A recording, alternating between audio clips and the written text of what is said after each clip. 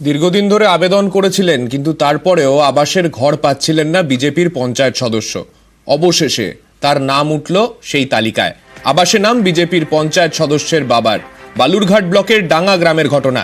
কেন এতদিন পর্যন্ত আবাসে এই রকম বাড়ি থাকা সত্ত্বেও তিনি আবাসে তার নাম ওঠেনি, কি কারণে এতদিন দেরি হলো জানবো। আমাদের প্রতিনিধি অনুপ রয়েছেন আমাদের সঙ্গে। অনুপ, দেখো শাগনিক একদমই প্রায় ৮-১০ বছর ধরে তার যেটা অভিযোগ, পিঙ্কি মুরারি তার যে অভিযোগ ৪-১০ বছর ধরে তারা আবেদন করে আসছে।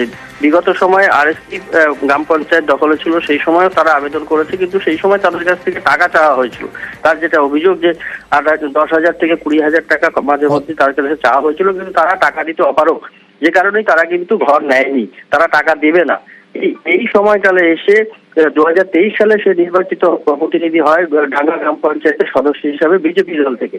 এরপরেও তাদের সেখানে নাম আসে এবং তারা প্রথম ফেজের যে টাকা, সেই টাকাও কিন্তু তারা পেয়েছে। এতেই কিন্তু বেজায় খুশি তার পরিবার, কারণ দুস্থ পরিবার। তার বাবা ইটভাটায় কাজ করে, তার এক ভাই রয়েছে, সে ভিন রাজ্যে কাজে গিয়েছে।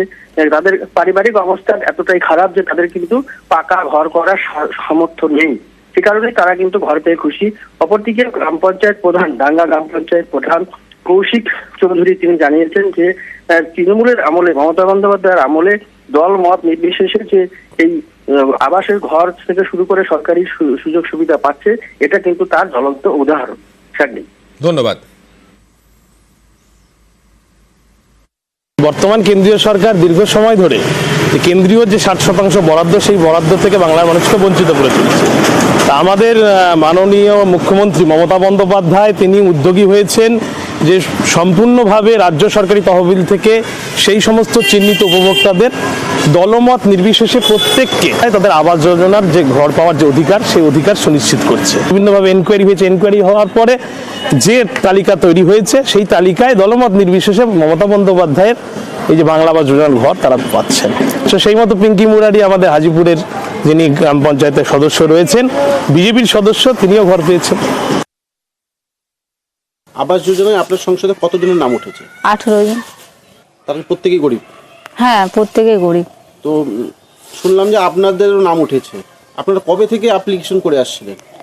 আমারও তো হয়ে গেল 5 বছর মতন, দিত না, এবার হয়েছে। কেন এতদিন দেয়নি কেন? এতদিন দেয়নি কেন ওটা তো আমি বলতে পারবো না। এইবার যে নাম উঠলো, মানে তাতে তো কতটা আপনারা খুশি হয়েছে? হয়েছে, উপকার হবে, থাকার অসুবিধা হয় আমাদের। তো আগের মেম্বার ছিল তৃণমূলের, যাই হোক তারাই দিয়েছে হয়তো নামটা।